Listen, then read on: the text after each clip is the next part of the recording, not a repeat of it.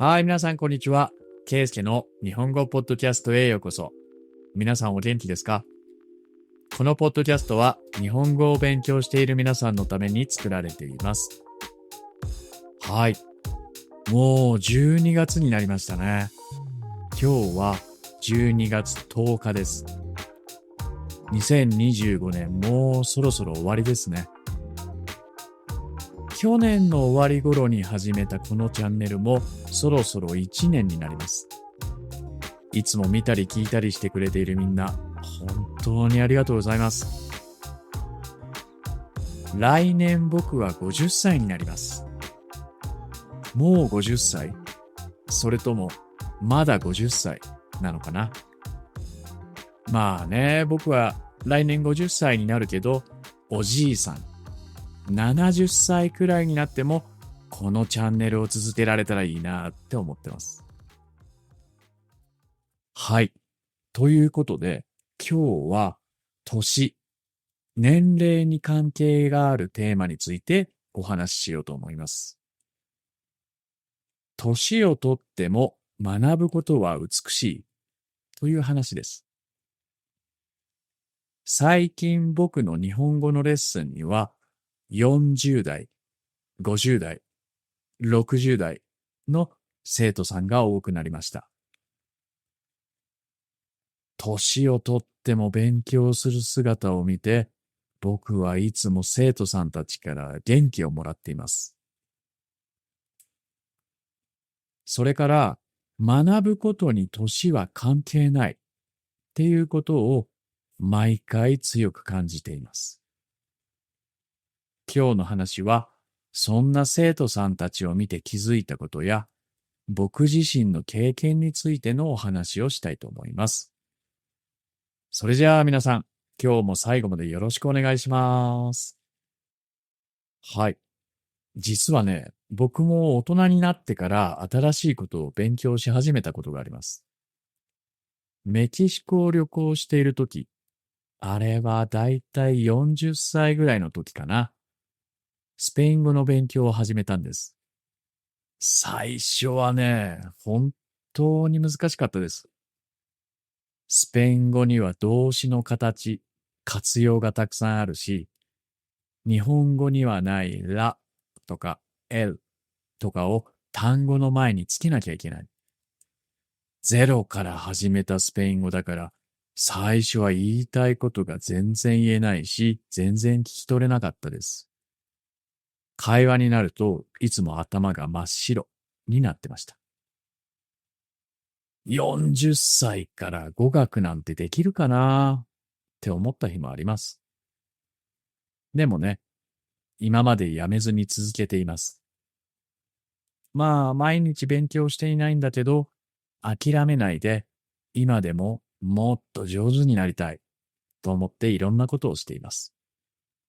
ゆっくりゆっくり。本当に少しずつだったけど、言えることとかわかる言葉が増えていきました。それでスペイン語がわかるようになると、僕の世界も少しずつ広がっていきました。スペイン語を使って友達ができたり、本や英語が少しずつわかるようになったり、うん。今まで自分の中になかった考え方や文化が心の中に入ってきたりしたんだよね。まあ、今でもペラペラ話せないし、聞いてもわからないことも多いけど、日常生活ではだいたい大丈夫になったかなって感じています。コロンビアで入院して手術をした時も、スペイン語だけでコミュニケーションを取ることができたんです。うん。スペイン語を学んで、スペイン語でいろいろな人とコミュニケーションを取っていると、新しい世界のドアが開いていくような感じがしたんですね。それで今、僕はコロンビアで生活をしています。子供の頃には全然想像していなかったことだけど、40歳から始めたスペイン語の学習が人生の新しいページを開いてくれました。もちろん大人になると年を取ると、体はいつも元気じゃありません。若い時にはなかった疲れとか痛みがあります。でも僕は最近、年を取ることにも良さがある。ね、年を取るのもいいことなんじゃないかなって感じるようになりました。年を取ることでゆっくり考える力、小さな変化に気づく力、人の気持ちを大切にする力、それから勉強することを深く味わえるんじゃないかなって思ったんです。大人になってからの学びはとても優しくて深いっていうことも感じています。僕のレッスンには40代、50代、60代の生徒さんたちがたくさん来てくれています。みんなね、ゆっくり、丁寧に学んでいます。間違えても笑顔で学んでいきます。学んでいることをとても楽しんでいるように見えるんですよね。そんな姿を見ていると、僕はいつも心を動かされます。生徒さんの多くはこんな理由で学んでいます。日本人の家族ともっと日本語で話したい。日本にルーツがあるから日本語を学びたい。旅行で日本をもっと深く知りたい。若い頃勉強した日本語をもう一度勉強したい。理由は本当にいろいろあります。でも、みんなに共通していることがあります。それは、学びたい、勉強したいっていう気持ちがとても強いということです。僕はそんな生徒さんたちを見ていると、年を取ってからの学びって美しいなって思うんです。若い時は勉強のスピードを気にしたり、間違いを恥ずかしく思ったりすることが多い。そう思うんです。でも、大人の学びは違います。ゆっくりでも深くて温かい感じ。僕はそんな感じがするんです。それからね、みんなとても前向きなんです。間違える時とか言葉が出てこない時もあるんだけど、レッスンで上手にできた時とか、日本に旅行に行った時にたくさんのことが分かって嬉しかったとか、ダメなところだけに集中するんじゃなくて、いいところ、上手にできたところを見ることができていて、とても前向きなんです。僕はその生徒さんの前向きな姿を見るたびに、よし、俺も頑張ろう。前向きに考えようって思うことができるんです。日本では昔から勉強は若い人がするものというイメージが強くあります。小学校、中学校、高校、大学。それが終わったら仕事をずーっと続ける。人生が学ぶ時期と仕事の時期に分かれているみたいなんです。だから、大人になってから新しいことを学ぶことは、ちょっと特別な感じがするんです。もう仕事が忙しいし子供もいるから、新しいことなんて勉強できないよ。とか、もう新しいことを学ぶ必要はありません。仕事がうまくできればそれでいいんです。って考える人も多いかもしれません。でもね、海外では少し違うみたいですね。アメリカ、カナダ、ヨーロッパや南米の国では、学びは人生の中で何度でも行われるものと考えているみたいなんですね。一度社会に出てから30代で大学に入り直す人もいるそうですし、40代で新しい専門を学ぶ人もいるそうです。それから50代で大学院に入る人もいるそうです。人生はいつでも新しいことを始めることができるっていう考え方があるみたいなんですね。海外では学校は一度きりの場所ではなくて、人生の中で必要な時にいつでも入れる場所のように考えられているんだと思います。仕事を変えるとき、新しい国に住むとき、子供が大きくなって自分の時間ができたとき、もう一度新しいことを学び始める人がたくさんいます。僕も40歳からスペイン語を学び始めて人生が大きく変わりました。海外には年を取ってから新しいことを学び始めるのは恥ずかしいことではないっていう文化があるんじゃないかな。昔僕がバックパッカーとして旅をしていた時も学び直す人にたくさん出会いました。例えばコロンビアのメデジンという町に2ヶ月くらいいた時、僕はいつも公園の屋台でコーヒーを飲んでいました。いつも同じおばさんの屋台でコーヒーを買っていたから、おばさんと仲良くなったんです。多分、おばさんは45歳、50歳ぐらいかな、だったと思います。それで、ある日、僕がメデジンの街を出る頃、そのおばさんがニコニコして笑いながら僕に言ったんです。ケイスケ、聞いてよ。私来月から大学で勉強することになったの。めちゃくちゃ嬉しい。僕はね、それまで大人になってからもう一度大学で勉強することなんて考えたことがなかったから、おばさんが大学で勉強するっていうことにとても驚いたんだよね。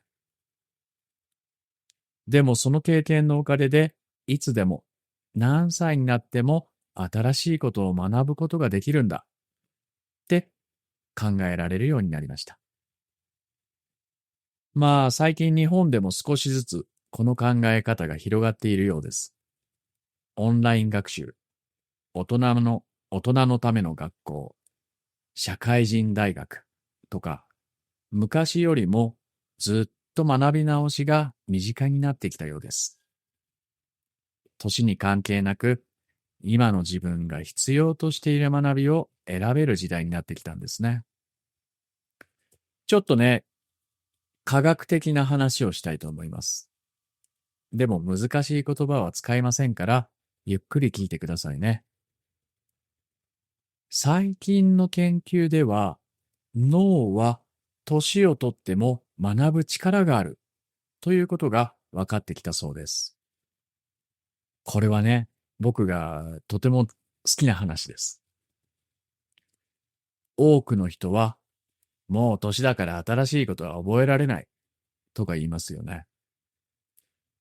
でも研究では反対なんです。脳は何歳になっても新しいつながりを作ることができると言われてるんです。新しい言語を学ぶとき、ね、聞く、読む、話す、書く、考えるとか、いろいろな力を使います。だから、言語を学ぶということは、脳全体を使うトレーニングになるとも言われてるんですね。大人になってから日本語を学ぶ生徒さんを見ていると、その言葉の意味がよーくわかります。ゆっくりでも一つ一つの言葉を丁寧に覚えていきます。年をとっていても、ある日、急に、わかったっていう瞬間が来ることもあります。それは脳が新しいつながりを作ったサインなんです。そしてもう一つ僕が面白いなぁと思うことがあります。大人は経験があるから学んだものを深く理解できるということです。若い時はただ覚えるだけだった言葉が大人になると心でわかるようになるんじゃないかなって思うんです。例えば、寂しい、嬉しい、ありがたい、もったいないとか、こういう言葉は人生を重ねて、年をとって、たくさんのことを経験したから、ニュアンスを理解できる言葉なんじゃないかなって思うんです。つまり、大人の学びは脳がゆっくり育っていく学びなんじゃないかな。うん。これはね、とても美しい成長だと思うんです。僕はね、年を取った生徒さんの学びを見ていて、これは若い時にはできない学びだなーってよく感じるんです。大人の学びにはこんな良さがあると思います。一つ目、ゆっくりだからこそ深くなること。若い時はどうしてもスピードを気にします。早く覚えなきゃ。他の人より上手くならなきゃ。と考えてしまうことが多いと思います。でも大人はスピードより理解の深さを大切にします。理解の深さっていうのはちゃんとわかるまで考えるっていうことかな。うん。ゆっくりゆっくり学ぶことで一つ一つの言葉をしっかり味わうことができるんだと思います。これはね、年を取った人にしかできない学び方なんじゃないかな。うん。二つ目は、人生経験が学びを助けるということ。大人には長い人生の経験があります。その経験が言葉の理解を深くしてくれる気がするんですね。長い人生を生きてきたから、心で理解できることが多くなるんじゃないかなって思うんです。だから単語のニュアンスの違いもわかりやすくなる気がするんですよね。若い時にはわからなかったことが大人になると心に入りやすくなる。これは大人の学びだけが持つ強さなんじゃないかな。うん、それから三つ目は自分のペースを知っているということ。大人は自分の心と体のペースを知っています。自分の限界を知っているから、ああ、今日はもうここまでにしよう。と、優しく自分に声をかけられると思うんです。無理をしないで学ぶことは、とても大切な力です。無理をしないから、長く続けられるんです。それから四つ目は、小さな成長を喜べるということ。大人の生徒さんは、今日はこのオノマトペの意味が分かったとか、家族が日本語で話しているのがよーく分かったんです。とか、小さいことを喜ぶことができる人が多いです。うん。日本語の本を日本語で読んで全部理解することや、間違えないで完璧に話すことに集中するんじゃなくて、小さな成功を喜ぶことができる人が多いんです。その姿を見ると、学びとは結果じゃなくて、その過程に喜びがあるんじゃないかなって思ったんです。僕はね、結果ばかりに集中しないで、学んでいる時の小さな成長を喜ぶ姿が本当に美しいと思うんです。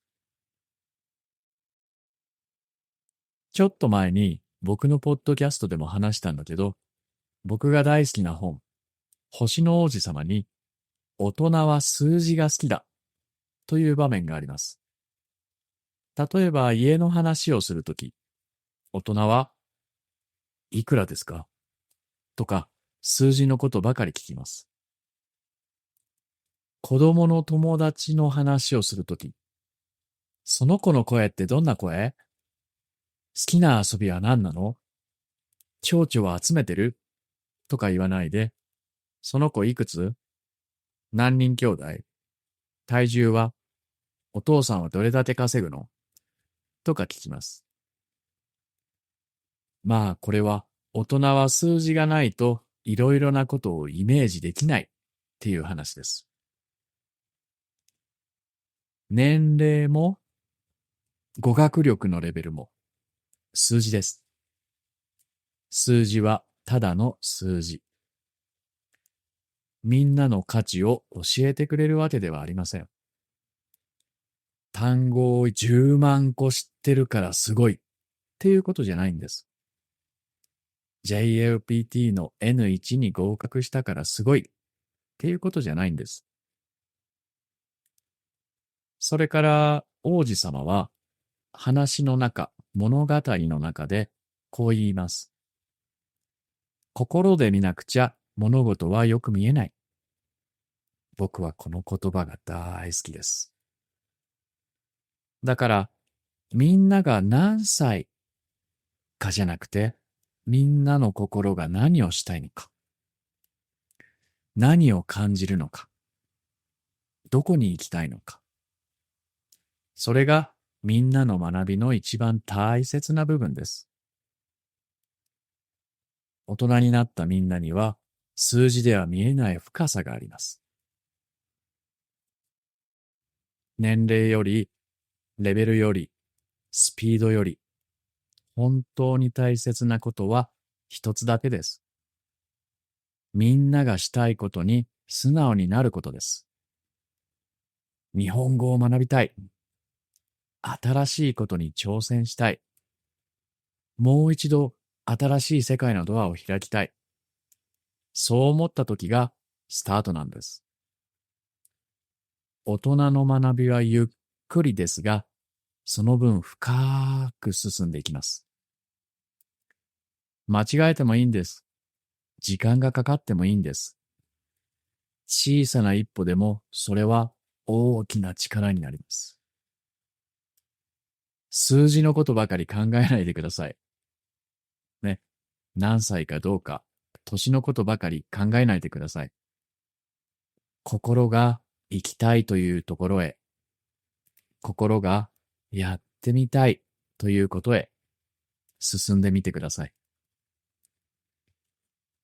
脳は何歳からでも学びの準備ができています。僕のレッスンに来てくれる大人の生徒さんたちを見ていると、それが本当だなーってよくわかります。